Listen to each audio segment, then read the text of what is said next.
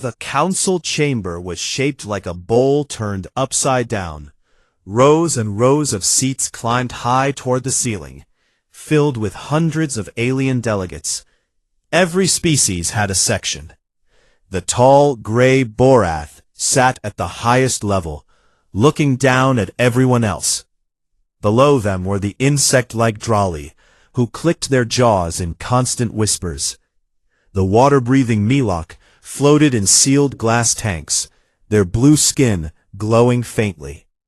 And there were dozens more, species whose names Do-hyun had memorized on the long flight here, whose histories he had studied, whose customs he had respected. None of them were smiling. He stood alone in the center of the chamber, on a round platform made of polished stone. There was no table, no chair, no shield, just him and his voice.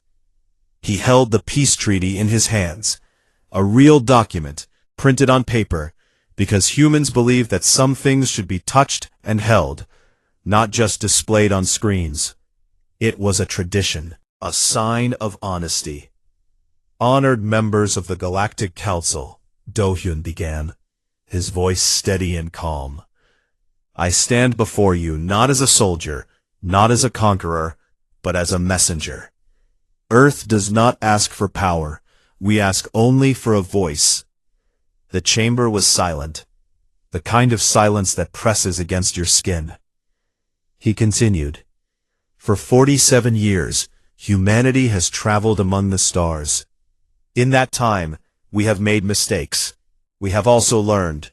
We have traded with your merchants, studied beside your scholars, and healed your wounded in border conflicts where we had nothing to gain. We have shown, again and again, that we are not the savages some believe us to be. A low murmur passed through the Drali section. Their long antennae twitched. Do-hyun took a breath. This treaty offers a simple thing. Partnership. Not control. Not dominance. Just a seat at this table, so that when decisions are made that affect all species, our voice is heard too. He paused and looked up at the Borath section. Elder Gorath sat in the center, his 4 arms resting on the armrests of his wide chair. His black eyes stared down at Do-hyun without blinking. His face showed nothing. We believe, Do-hyun said, that the galaxy is large enough for all of us. For a moment, nothing happened. The words floated in the air like leaves on still water. Some delegates shifted in their seats. A few of the smaller species, the Pilki, the Ven, seemed to nod slightly, as though they agreed but were too afraid to say so openly. Then Gorath stood. The entire chamber went still. When the elder of the Borath stood, it meant he was about to speak. And when he spoke, the galaxy listened. Gorath's voice was deep and slow, like rocks grinding together underground. Captain Han, you speak well. Your words are soft and carefully chosen. But words do not change what is true.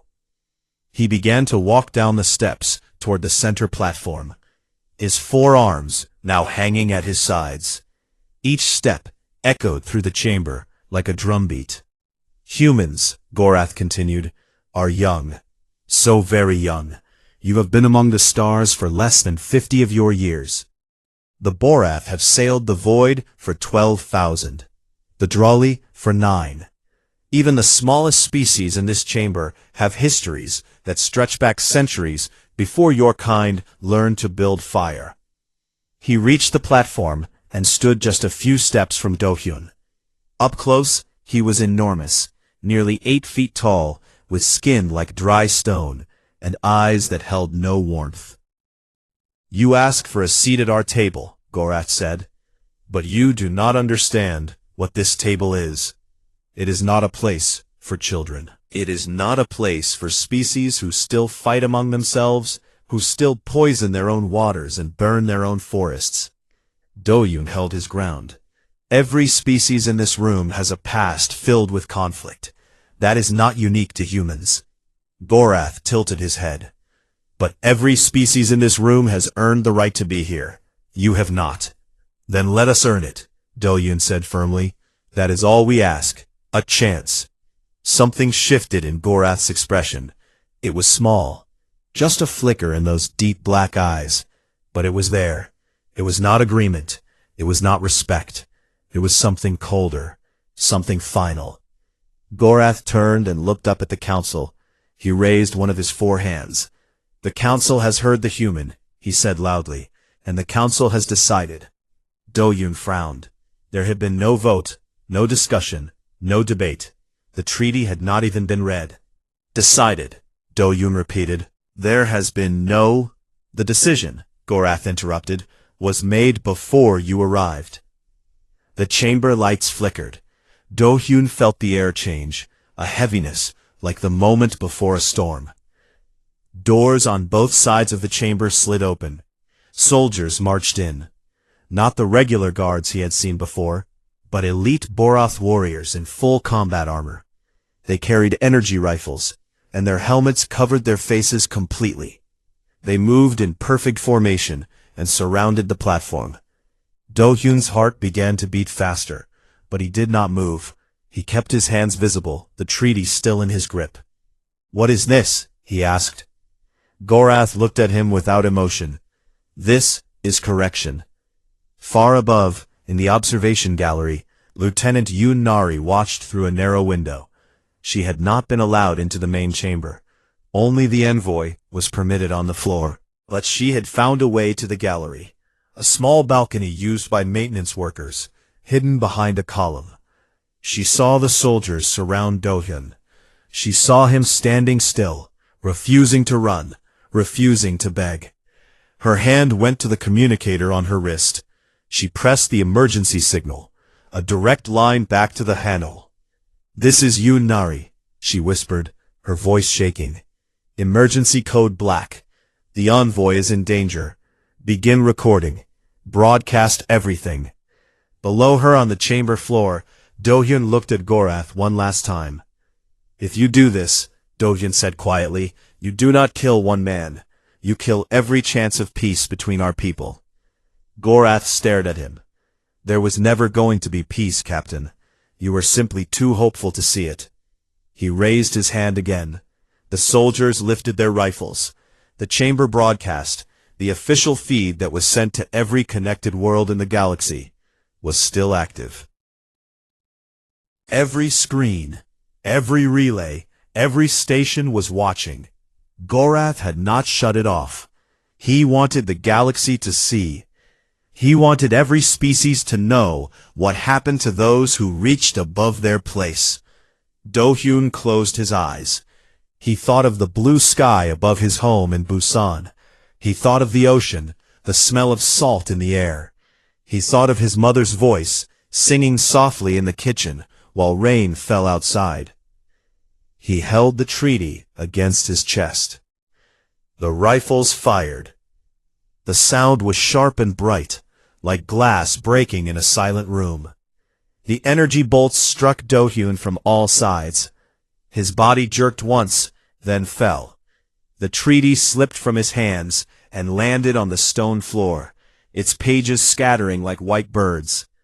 He did not get back up. The chamber was quiet again. The delegates sat frozen. A few of the smaller species, the Ven, the Pilki, had tears in their eyes, though they said nothing. Gorath looked down at the body, and then turned to face the council. "Let this be a lesson," he said. "The galaxy has an order, and we are its keepers." Above, Nari's hands were shaking so badly she could barely hold the railing. Tears ran down her face, but she made no sound. She kept her communicator active. The Hanul was recording everything, every second, every image. She moved quickly through the maintenance corridors, avoiding guards and cameras. Her training took over. Years of drills and emergency exercises, pushing her legs forward, even as her mind screamed. She reached the docking bay in 12 minutes. The Hanul was still there, untouched. The Boroth had not expected anyone to escape. They thought the message was complete. They were wrong. Nari launched the ship manually, bypassing the station's departure protocols. Alarms blared behind her, as the Hennel tore away from the docking clamps and shot into open space. Council ships tried to follow, but the Hennel was fast, faster than anything its size should have been. As the station shrank behind her, Nari opened a wideband transmission. She uploaded the full recording, unedited, uncensored, and sent it to every human relay station in the galaxy. Within 1 hour, every human alive had seen the footage. Within 2 hours, the message reached Earth. Within 3 hours, the planet went quiet. No one spoke. No transmissions went out. No signals were sent. The entire human communication network fell silent, as if someone had pulled a plug. The galaxy noticed, and for the first time, the galaxy felt something it had never felt toward humans before. 3 days passed after the killing, then 5, then 10. Earth said nothing. At first, the Galactic Council did not care. Gorath returned to the Borath homeworld and held a celebration. He drank with his generals. He laughed with his advisors. He told them the human problem was over. A small, noisy species had reached too far, and they had been pushed back into their place. That was the natural order. The other council species said nothing openly. Some agreed with the Borath. The Drawali sent private messages of support. The Tauren, a military species with thick armored skin, praised Gorath for his strength. But others, the Pilki, the Ven, the soft-spoken Milok, were disturbed. They had watched the broadcast. They had seen the man standing alone, holding a piece of paper to his chest, asking only for a chance, and they had seen him fall. But even the ones who felt shame said nothing, because that was how the galaxy worked. The strong decided, and everyone else stayed quiet. So for a few days, the galaxy moved on. Trade continued. Ships flew their usual routes. Messages bounced between star systems as they always had. Then the silence became strange. It started small. A trading post near the edge of human space reported that its human suppliers had stopped responding. A mining company in the Ven sector said its human engineers had packed their tools and left without a word. A medical station run by Pilki doctors noticed that the human nurses who worked there had simply disappeared overnight. No fights, no arguments, no warnings. They just left. Within 2 weeks, every human in the galaxy was gone. Every merchant, every pilot, every worker, teacher, doctor, engineer, and diplomat. They left their jobs, their homes, their stations. They left behind furniture, equipment, even personal belongings. They took nothing except themselves and returned to Earth or to the human colonies scattered across nearby systems. And then the signals stopped. Earth's communication relays, hundreds of small stations floating in deep space that allowed messages to travel across vast distances, went dark. One by one, like candles being blown out, they shut down. The galaxy's communication network had partly relied on these relays. Without them, entire trade routes lost contact with each other. The Drawali were the first to complain. Their traders could no longer reach the outer systems. The Tauren found that their military channels near human space had gone silent. Even the Borath noticed gaps in their own network, small annoying gaps that grew bigger every day. But the worst part was not the missing signals or the empty stations. The worst part was that no one knew what Earth was doing. Every probe sent toward the Sol system, where Earth and its colonies were located, vanished. They did not explode. They did not send back error reports. They simply disappeared, as if they had flown into a wall of nothing. No one could see inside human space. No one could hear anything. It was as if an entire species had wrapped itself in darkness and gone to sleep. The Galactic Council held a meeting. Gorath was not worried. He stood before the delegates with his arms crossed, and his voice full of confidence. "They are hiding," he said.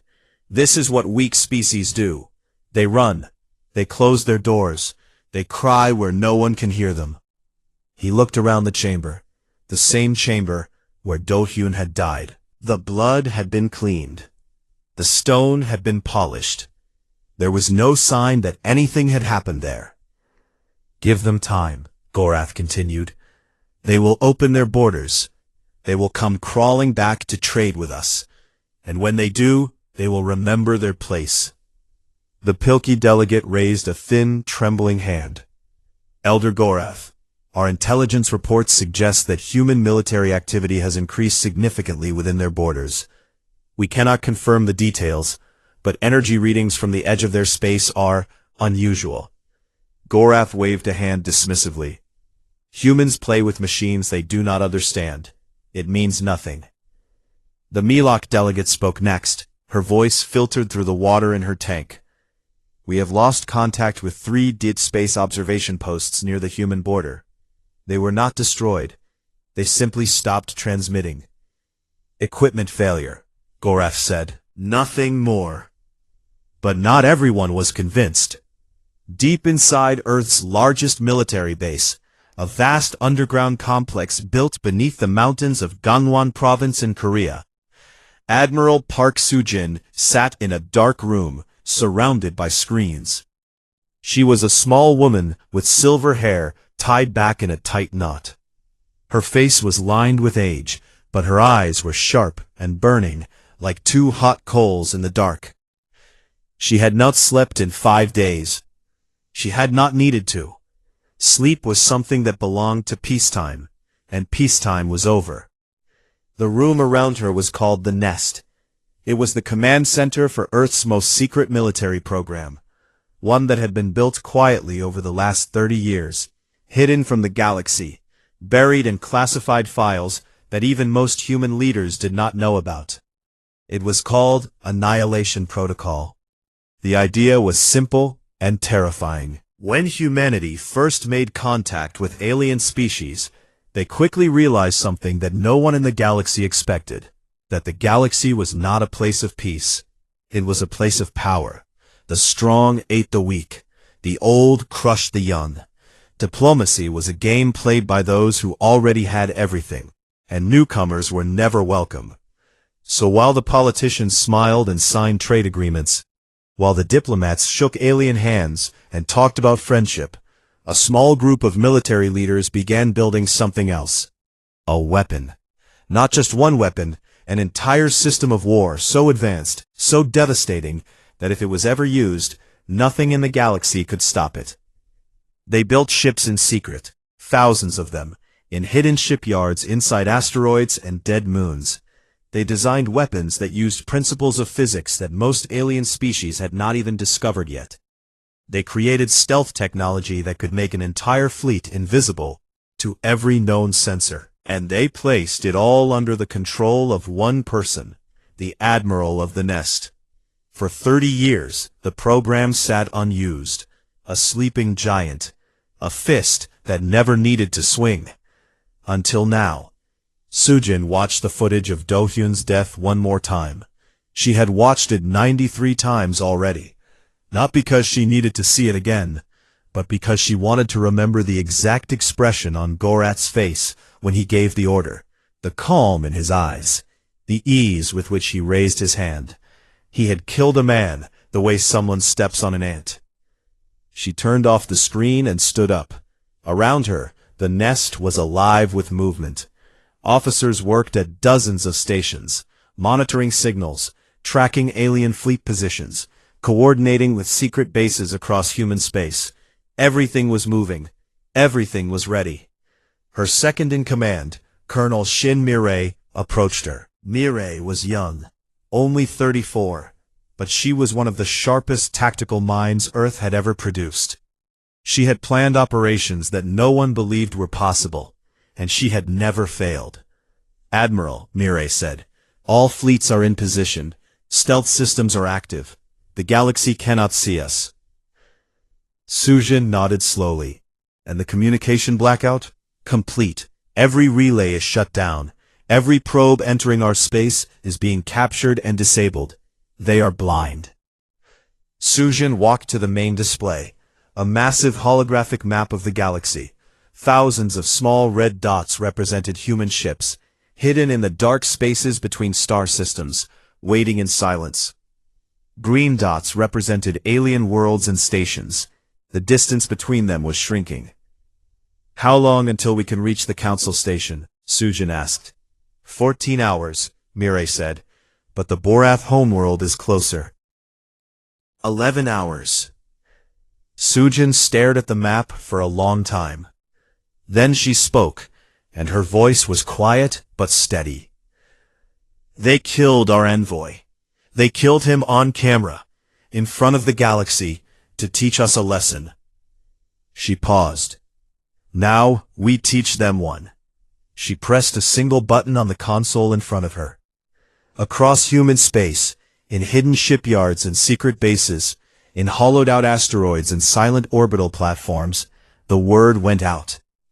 Not as a message, not as a speech, just a single code, transmitted once, received everywhere. Annihilation protocol, active. The sleeping giant opened its eyes. The first sign came at the edges.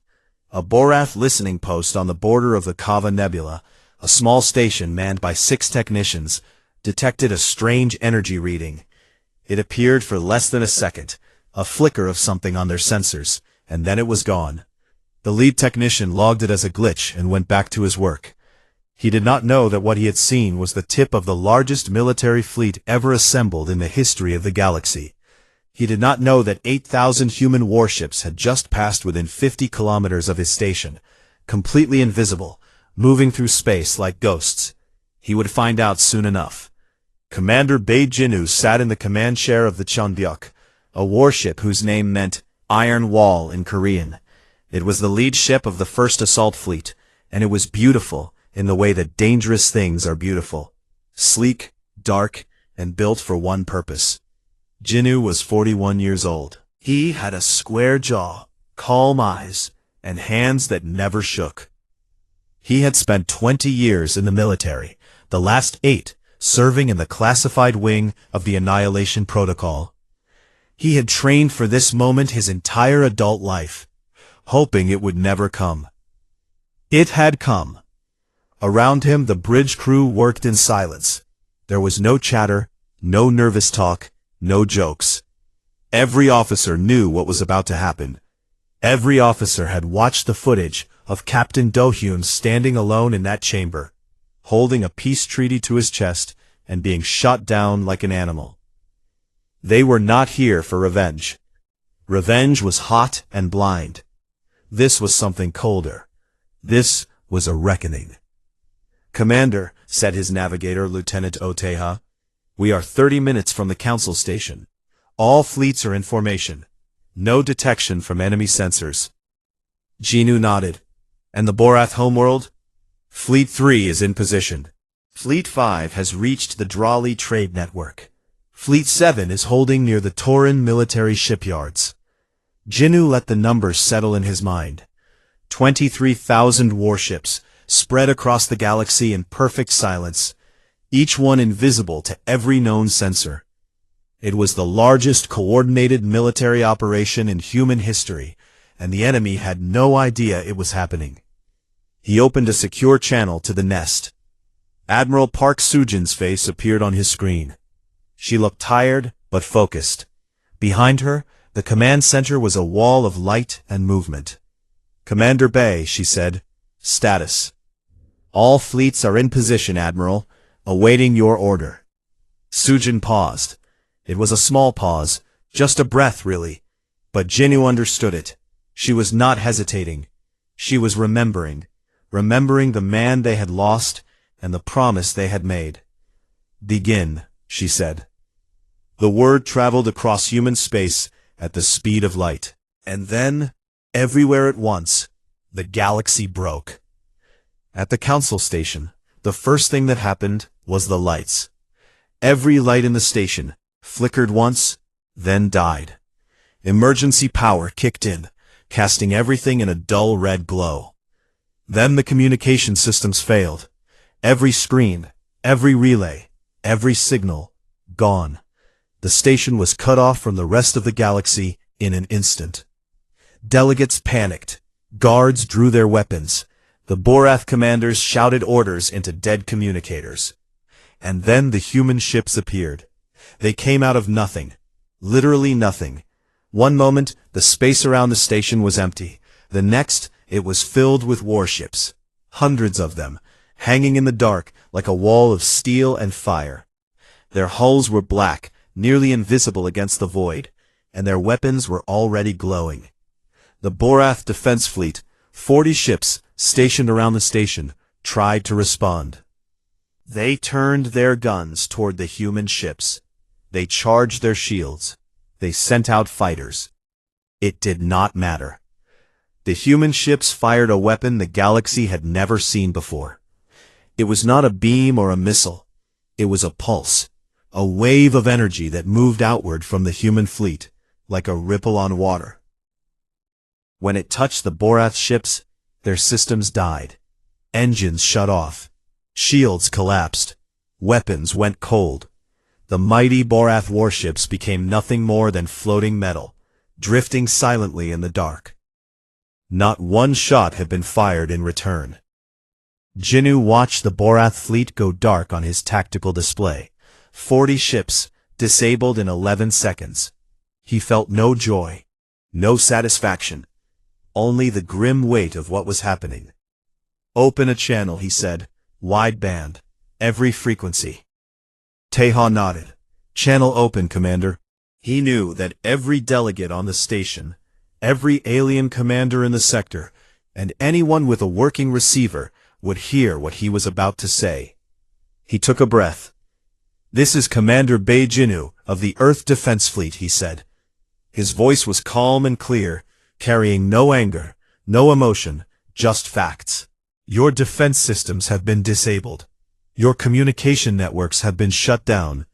Your military assets across the galaxy are being neutralized as I speak." He paused, letting the words land. 3 weeks ago, your council murdered our envoy, Captain Han Do-hyun, on a live broadcast. He was unarmed. He came in peace. He asked only for a chance to be heard. You answered with violence. The station was silent. Every being on board was listening. "You believed we were weak," Jinnu continued. "You believed that because we chose peace, we were not capable of war. You were wrong. On the Borath homeworld, the same thing was happening. Fleet 3 had appeared in orbit without warning, disabling the planetary defense grid in under 2 minutes. The great cities of the Borath, ancient, proud, glittering with the wealth of 12,000 years, looked up at the sky and saw human warships blocking the stars. The Drali trade network, the economic backbone of half the galaxy, was shut down in 40 minutes. Human ships moved through the network like a knife through cloth, cutting every relay, every station, every connection. Trade stopped. Money stopped. The Drali screamed into dead communicators, but no one could hear them. The Tauran military shipyards, the largest weapons factories in the galaxy, were surrounded and locked down. Not a single Tauran warship launched. Not a single weapon fired. The humans had arrived first, and they had turned everything off. And it was not just the big targets. Everywhere in the galaxy, the same story played out. Human ships appeared where no one expected them, disabled everything that could fight back, and then stopped. They did not fire on cities. They did not bomb planets. They did not kill civilians. They simply showed what they could do, and then waited. Back at the council station, Jinnu received a report from Colonel Shin Mirai at the nest. "All primary targets are secured," Mirai said. "0 casualties on our side. Enemy casualties are minimal, limited to system failures and disabled ships. No civilian targets have been harmed." Jinnu nodded. "And the council delegates?" "Still inside the station. They're not going anywhere." Jinnu turned back to the wideband channel. "Members of the Galactic Council," he said. "Earth does not want your worlds. We do not want your wealth. We do not want your empires. He paused. We want you to understand something very simple. You killed our voice. You thought that by silencing one man, you could silence all of us. But here is the truth. We have been preparing for this moment since the day we first realized what the galaxy truly was. A place where the powerful take and the weak are expected to accept it. He stepped closer to the screen. We do not accept it. The words echoed across every receiver in the galaxy. Then Admiral Sujin's voice came through on all channels. Calm, low, and final. It was the first time the galaxy had heard her speak. You killed our voice, she said. Now hear our silence. And then the human fleet went quiet. No more transmissions. No more words. The ships simply held their positions, their weapons glowing softly in the dark, surrounding every major power in the galaxy, like a hand slowly closing into a fist. The Borath Council members sat in darkness on their station. Gorath was among them. He was silent for the first time anyone could remember. His 4 hands gripped the armrests of his chair, and his black eyes stared at the viewport, where the shapes of human warships hung in the void like a wall of iron and shadow. He had called them insects. He had been wrong. The Pilkey delegate, sitting in the corner of the chamber, looked at the floor where Dohyun had fallen. The stone was clean, but the memory was not. He whispered to himself, in a voice too quiet for anyone else to hear. They tried to tell us. We should have listened. Outside the viewport, the human ships waited, patient, silent, unbreakable. The storm had come, and it was not finished yet. 72 hours passed.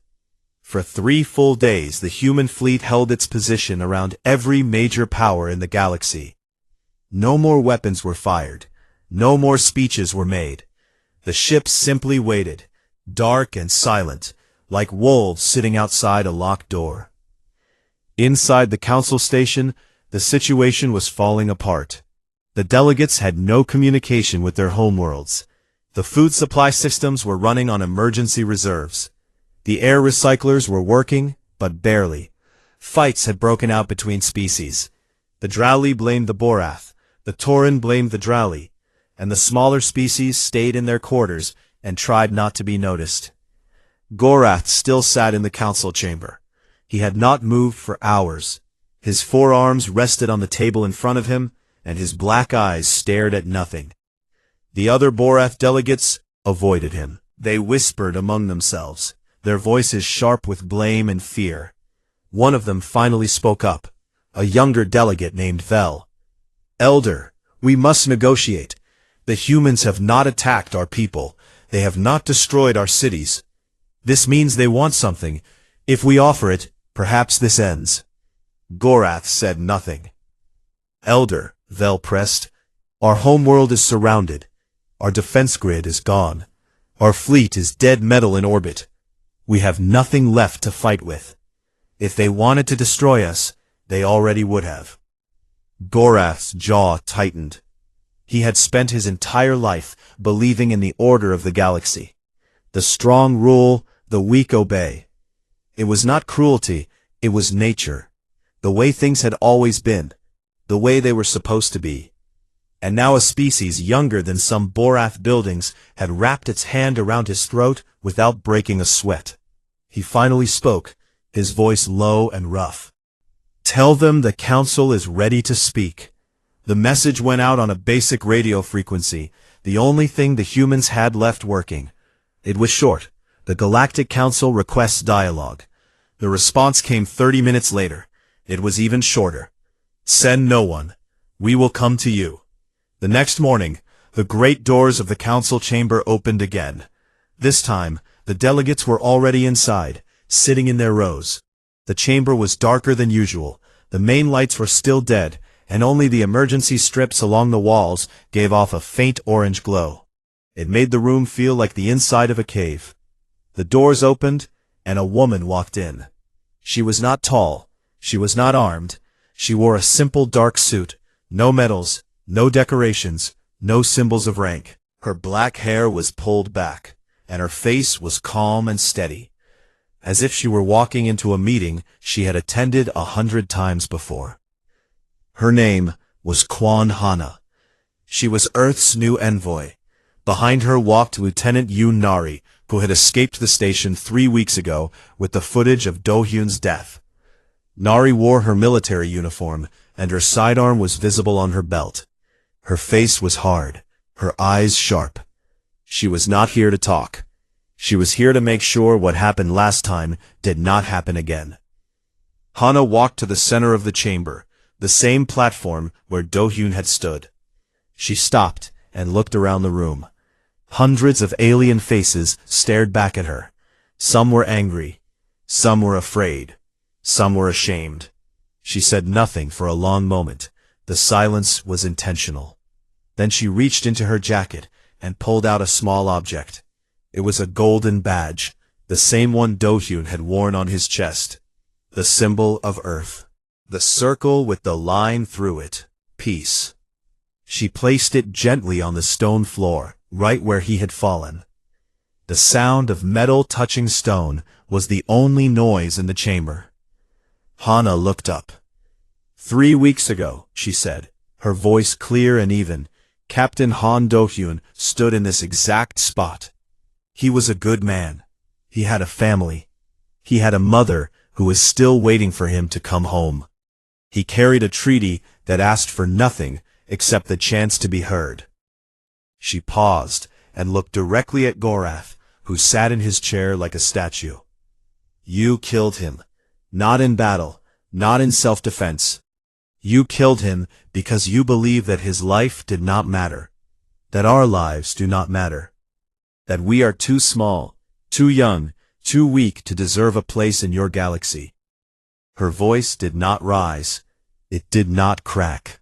It stayed steady, like a river cutting through stone. You were wrong. She reached into her jacket again and pulled out a document, not a tablet, not a screen, but paper. Real paper, just like Do-hyun's treaty. She unfolded it carefully and held it up. This is not a peace treaty, she said. Captain Do-hyun's treaty was for peace. He believed in peace. I believe in something different. She placed the document on the platform. This is a restructuring agreement, and you will sign it. The chamber erupted. Delegates shouted. The Borath slammed their fists. The Drawli clicked their jaws in protest. But Hana stood still, unmoved, and waited for the noise to die. It took 4 minutes, then silence returned, because everyone in the room knew one truth. The human fleet was still out there, and it was still waiting. Hana continued. Here is what this document says. The Galactic Council as it currently exists is dissolved. Not destroyed, dissolved.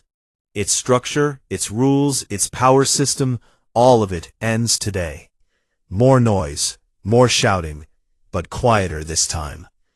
In its place, Hana said, a new council will be formed, one where every species, regardless of age, size, or military power, has an equal voice. No species will hold veto power. No species will command the military of another. No species will be silenced, dismissed, or killed for the crime of asking to be heard. She looked around the room slowly. You built this council on the principle that strength gives the right to rule. That principle is dead.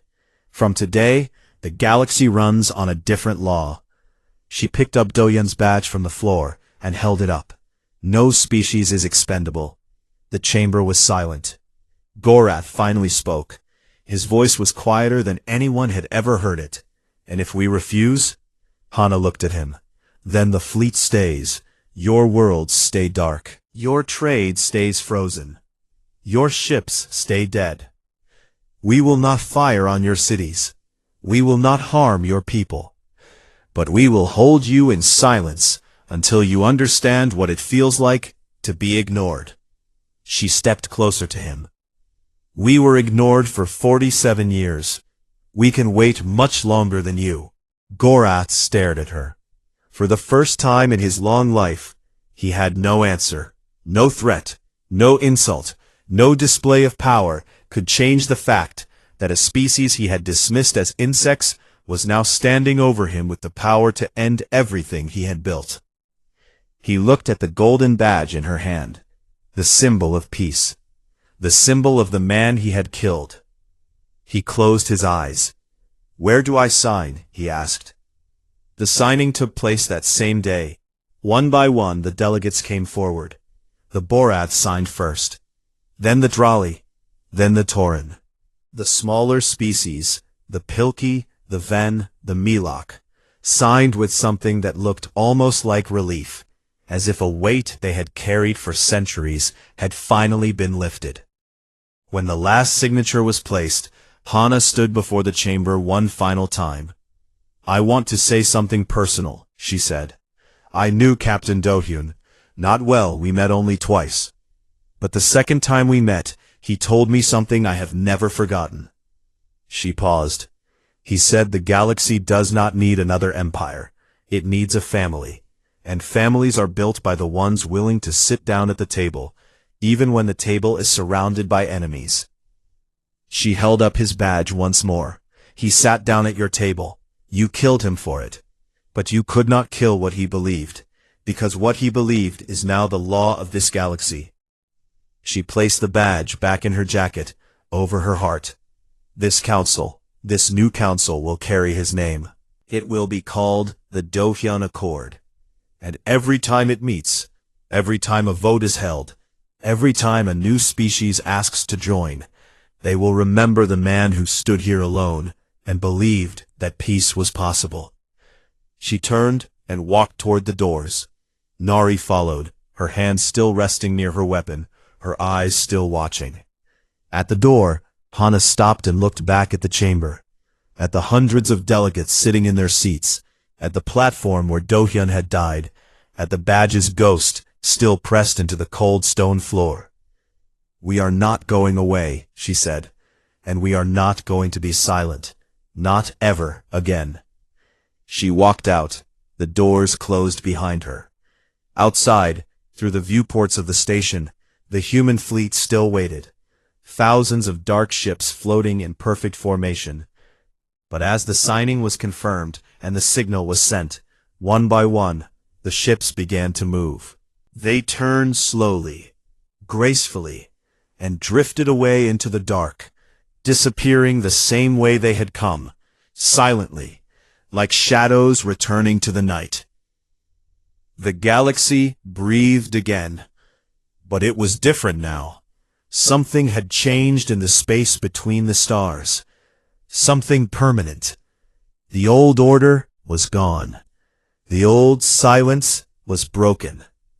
And somewhere, on a small blue planet orbiting a yellow sun, a mother in Busan sat by her window holding a photograph of her son and watching the sky fill with light as the fleet came home. The stars outside the window looked cold and far away. Captain Han Do-hyun stood near the glass and watched them in silence. Behind him, the soft hum of the ship filled the room like a quiet song. He wore a dark blue uniform with a small golden badge on his chest. The badge carried the symbol of Earth, a simple circle with a line through it, meaning peace. He had been traveling for 9 days, 9 long days through the black emptiness of space, past dead moons and burning suns, all to reach one place, the Galactic Council Station. It was the largest structure ever built by any known species, a massive ring of metal and light, floating at the center of the Orion Corridor, where 5 major trade routes crossed. Every important species in the galaxy had a seat there. Every species except humans. Humanity had only been part of the galactic community for 47 years. That was nothing.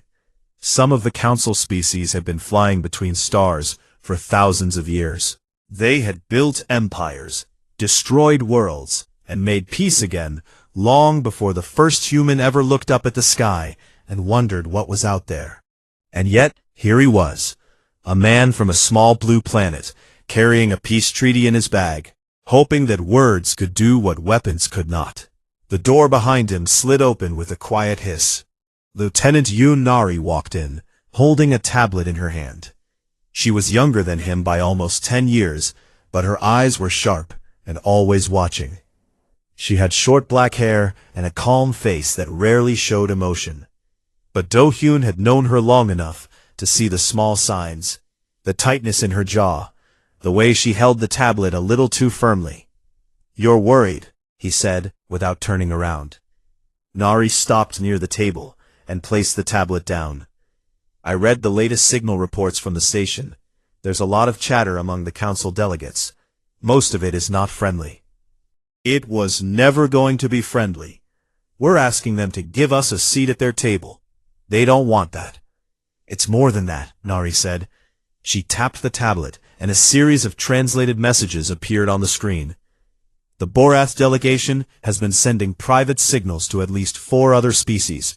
We can't read all of them, but the ones we decoded talk about dealing with the human problem and correcting a mistake." Do-hyun read the messages slowly. His face did not change. He had expected this.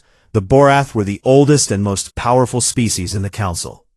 They were tall, gray-skinned beings with 4 arms and deep black eyes. Their empire stretched across hundreds of star systems, and they believed, truly believed, that younger species had no right to speak among them. To the Borath, humans were insects. Loud, fast-breeding insects who had somehow learned to build ships and travel between stars. They never had. "What do you want me to do with this?" Do-hyun asked quietly. Nari looked at him directly. "I want you to consider that this might be a trap." He said nothing for a long moment. Then he walked to the table and sat down across from her. He folded his hands together and looked at the surface of the table, as if searching for answers in the metal. "Nari, do you know why Earth chose me for this mission?" She shook her head slightly. "Because I lost people," he said. "In the border conflict near Titan Station 3 years ago, I lost half my crew. Good people. People with families. I held a dying woman in my arms and promised her that I would find a way to make sure it didn't happen again." He paused. "That's why I'm here. Not because I'm brave, not because I'm smart. Because I made a promise." Nari's expression softened, but only a little. "A promise won't protect you in that chamber." "No," he agreed. "But a gun won't either. If I walk in there armed, I prove everything they already believe about us. That we're violent, that we're dangerous, that we don't belong. And if you walk in unarmed and they kill you," the question hung in the air between them like smoke. Do-hyun smiled, a tired, sad smile. "Then the galaxy will see what they really are." The ship arrived at the council station 6 hours later. It was even more massive up close. The ring was wide enough to hold entire cities inside it, and its surface glowed with thousands of lights. Ships of every shape and size moved around it like fish around a reef. Some were sleek and silver. Others were rough and heavy, built for war, not beauty. Their own ship, the Hanul, named after the Korean word for sky, was small compared to most. It was a diplomatic vessel, not a warship. It had no heavy weapons, no armor plating, and no military escort. That had been Do-hyun's choice. He wanted the council to see that Earth came in peace. As they docked, Nari stood beside him at the airlock. She wore a sidearm on her belt, standard issue for all officers. Do-hyun noticed it and raised an eyebrow. "Just in case," she said flatly. He didn't argue. The docking bay was enormous. The ceiling was so high that clouds could have formed beneath it. Alien species walked in every direction. Tall ones, short ones, ones that floated, ones that crawled. The air smelled strange, like metal and flowers mixed together. A welcoming party was waiting for them. 3 Borath officials stood in a perfect line, their gray skin reflecting the overhead lights. Behind them were 2 smaller beings, translators from the Pilki species, who were known for their ability to speak over 300 languages. He was taller than the others, and his forearms were folded behind his back in a gesture that could mean respect or warning. His name was Elder Gorath, and he was the head of the Borath delegation. Captain Han, Gorath said in a deep, rumbling voice, Earth sends one man and one small ship. This is what you bring to the oldest council in the galaxy? Do-hyun bowed his head slightly. We bring something more valuable than ships, Elder. We bring trust. Gorath's black eyes narrowed. For a moment, the air between them felt heavy. Then Gorath turned and began walking. Follow, he said. The council is waiting. They walked through long corridors made of smooth white stone. Strange symbols were carved into the walls, the histories of species that had lived and died long before Earth even had oceans. Nari walked behind Do-hyun, her eyes scanning everything. She noticed the guards. At every turn, at every doorway, armed soldiers from different species stood watching. Their weapons were not holstered. They were held ready. She moved closer to Do-hyun and whispered, There are more guards than there should be for a diplomatic meeting. He nodded slightly, but kept walking. They reached the council chamber at the end of a wide hall. The doors were massive, at least 30 feet tall, and they opened slowly with a deep grinding sound. Inside, the chamber was shaped like a circle, with rows of seats rising up on all sides. Hundreds of delegates sat watching. The room was quiet. Too quiet. Do-hyun stepped inside. The doors closed behind him with a sound like a heartbeat. He stood alone in the center of the floor, looked up at the faces watching him, and took a deep breath. My name is Han Do-hyun, he said clearly. I come from Earth, and I carry a message of peace. The silence that followed was the loudest thing he had ever heard.